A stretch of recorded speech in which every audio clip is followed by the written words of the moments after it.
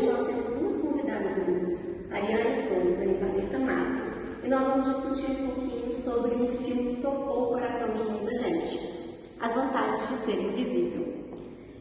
Faremos uma conexão com o tema que a gente está trabalhando, pesquisando e abordando, que é o transtorno de personalidade esquiva.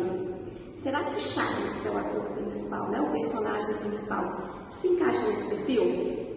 Vamos mergulhar um pouquinho nessa história?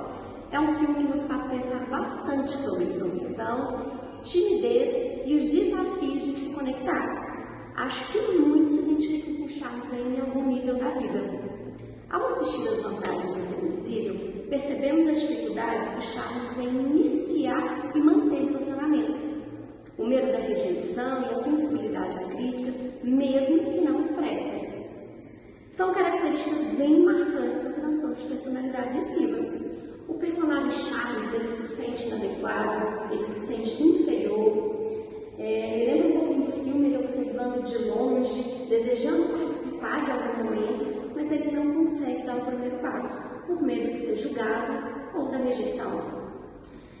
As primeiras cenas do filme assim, que mais nos tocou, a gente conseguiu assistir juntos aqui, foi no refeitório da escola, sentado sozinho, todo o grupo interagindo, conversando, e Charles no canto, sozinho, sem conseguir se aproximar, sem conseguir iniciar uma conversa. Você se lembra disso?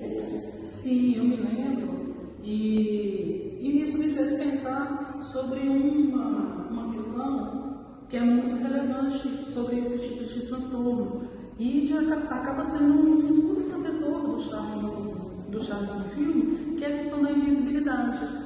Então, quando a gente fala da invisibilidade, nós estamos falando ali de um medo da exposição, nós estamos falando de uma forma de defesa contra a rejeição, mas e o desejo dele, quando ele realmente quer se aproximar e tem medo?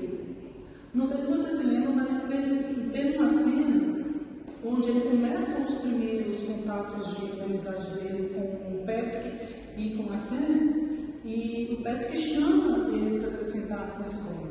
E quantos de nós não passamos por isso no período da adolescência, né? Essa ansiedade no primeiro contato social, e a gente não saber como agir, e ter aquela ansiedade de não saber o que falar, ou se posicionar, o medo de ser ridicularizado, o medo do que o outro vai pensar, né? E uma insegurança, né? Insegurança, e ele acaba se privando disso naquele momento.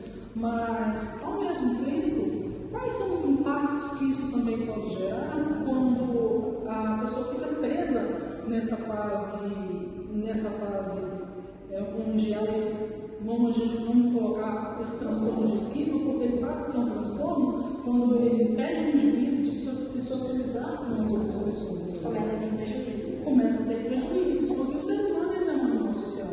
Né, Vanessa? E o que você pensou a respeito do filme? Então, eu fiz várias anotações aqui que queria discutir com vocês, que o filme também ele aborda os traumas do passado.